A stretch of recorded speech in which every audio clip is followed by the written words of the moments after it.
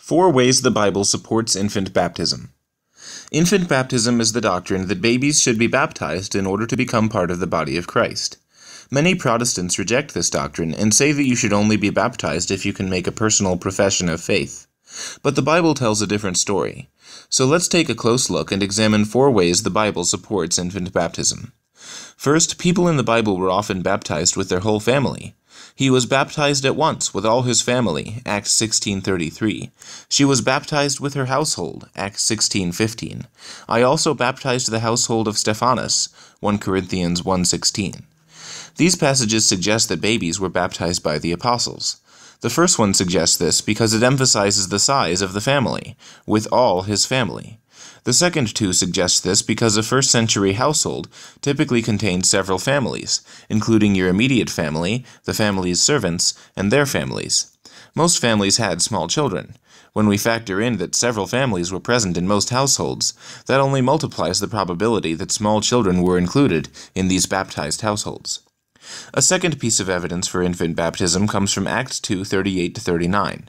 Repent and be baptized, every one of you, for the forgiveness of your sins, and you will receive the gift of the Holy Spirit.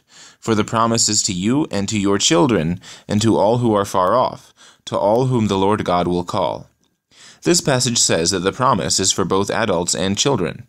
It follows directly from these words that baptism is for both adults and children, because the promise is the Holy Spirit, and this passage says he is received through baptism.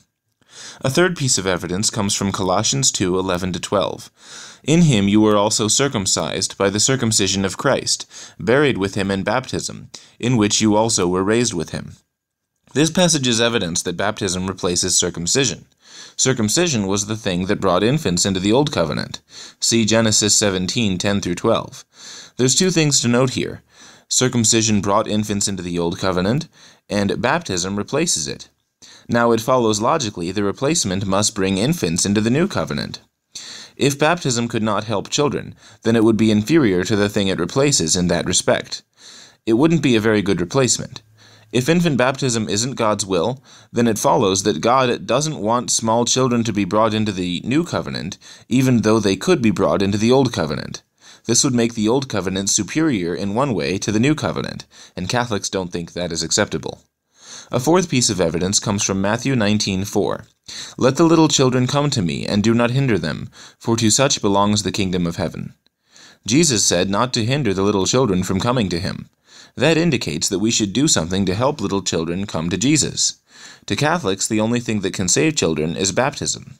Therefore, Catholics think that baptizing little babies is simply obeying Jesus. So there you go, 4 ways the Bible supports infant baptism. I hope you liked this video, and if so, please stay tuned, because I hope to make more videos soon. Also, check out my website, where I have more resources on this issue, historyandapologetics.com. Being printed for Protestants? Hardly. Gutenberg was dead before Martin Luther was born. Any Protestant who uses an argument like the one that is quoted above is either ignorant of these facts, or he thinks that the Church's best attempt at suppressing the Bible was by printing the Bible. And to take either